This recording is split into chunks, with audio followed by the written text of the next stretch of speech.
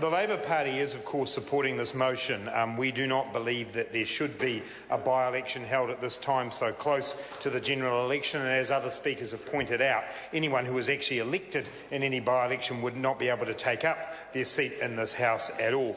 Also, I don't think the people of Epsom should be put through the charade that the National Party puts them through every election, again and again. And we've already heard from David Parker about the sight of Paul Goldsmith pulling his own electorate hoardings out of the ground, trying desperately to stop people from voting for him. So the people of Epsom don't need that. We've already seen in this period leading up to the election in 2014 that Paul Goldsmith won't show up to debates. And Michael Wood, the very excellent Labor candidate in the Epsom electorate, has provided for the people of Epsom a substitute in the form of a bag of flour, which bag of flour is making some great comments compared to Mr Goldsmith recently, and that is what the National Party put the people of Epsom through. And I do, on that note, Mr Speaker, want to say that I think the National Party are coming across the 3 strikes and you're out law for themselves. They might want to make the people of Epsom go through the farce of an election where they don't want their candidate to win. They might want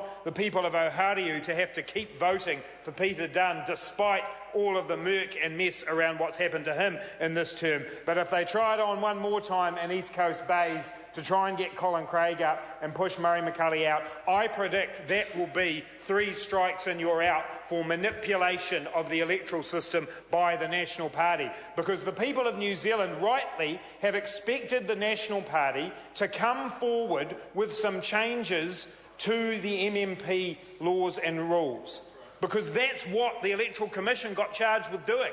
And people worked very hard to produce a report which was then put back to the Minister of Justice, Judith Collins, who quite frankly, Mr Speaker, did absolutely nothing to try and get the kind of cross-party support that would be required. She did that deliberately, Mr Speaker, because she didn't want to face up to the fact that it is National that twice now, and I predict a third time, will try and rort the system, will try and use the system in a way that goes against what New Zealanders believe is fair and right.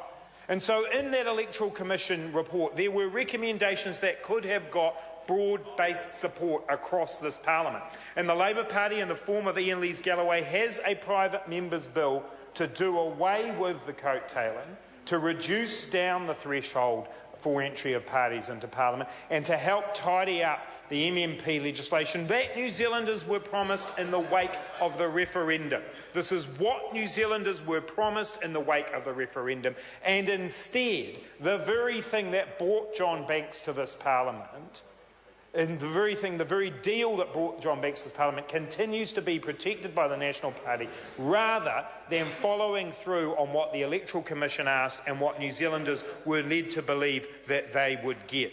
Mr Speaker, it would be a major stain on this system that we have now if National go for 3 deals, 3 cups of tea around the country, but I predict that is what they will do, and I think they will suffer for that. Mr Speaker, I want to speak briefly about John Banks, and I respect the fact that colleagues in this House who have known Mr Banks over a long period of time have said that they have mixed views about him, and I don't actually have a particular desire to dance on his political grave. I will say this, though, Mr Speaker. I have been prevented in this House from calling John Banks a liar, because we have rules about the way that we treat one another when we are members of Parliament. The problem we have had for nearly 2 years, Mr Speaker, is that John Banks was lying.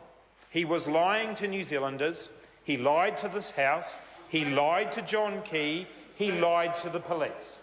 That's what John Banks did. And we haven't been able to say that because he wasn't here. So it is important to put that on record. This was not a pursuit of a matter of insignificance. This was the pursuit of a person who was a Member of Parliament who has now been found guilty of electoral fraud. The reason why the sentence for that crime is 2 years, or the maximum sentence for that crime is 2 years, is because it is regarded as so serious. The reason why Mr Banks would inevitably have had to have resigned after, even though he has done it before a conviction has been entered, is because of the length of the sentence. And the length of the sentence has been set in law because this is an extremely serious matter. As MPs, we all know that when we sign off on our returns after an election, it is us who is responsible for them. We are the people who have to stand up and say to New Zealanders, we have followed the rules. John Banks didn't. He broke the rules. He knew he broke the rules. And that's why he has had to resign. So, Mr. Speaker, Mr. Banks called it a tragedy. I think it's had more elements of farce than tragedy, to be honest with you. But the tragedy here is that the law was broken and the trust in all of us as politicians gets compromised when people do this. All of us wear it. We know that. Everyone across the House knows that it ends up being a stain on all politicians, and that is why it is good and right that this went through the process. I do want to comment briefly on the question of whether or not the police should have prosecuted this. And Mr. Finlayson, in his list of what happened, was factual, but he paused at a point, and that is the point at which the police decided not to prosecute. And the police did not take advice from Crown Law about whether or not that they should prosecute. They made that decision themselves. As Trevor Mallard has said, they have acknowledged that decision was wrong, it was incorrect, and I welcome an independent Police Conduct Authority investigation into this, because anybody who looks at the facts of what happened in this case would have concluded that it should have gone through to prosecution, and we look forward to the outcome of that. But the person I want to talk about tonight, Mr. Speaker, is actually John Key, because John Banks's resignation should have come far, far earlier in this process. In the judgment that was brought down on Mr. Banks, the concept of willful blindness is the most important concept within that judgment. And it's John Key's willful blindness that went on here. He deliberately hung on to John Banks to prop up his government.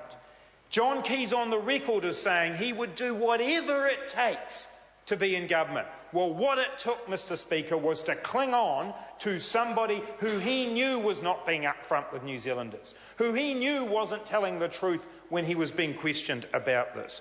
And John Key has gone on the record and said that John Banks is a thoroughly honest man. Well, the problem for John Key, Mr. Speaker, is that that has now been proven in a court to not be the case.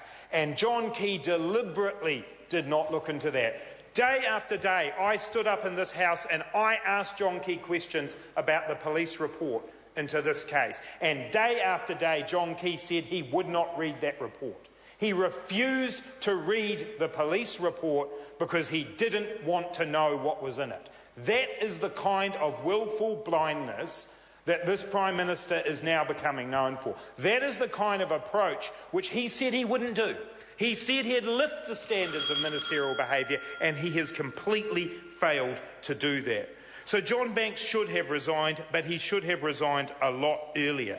And John Key actually said this. This is one of the answers he gave in the House to a question when we asked whether or not it was right that John Banks was still here. He said, "There is quite a wide definition of ethics. The test I have to apply is the law. I think he did exactly what he's always said, which was comply with the law."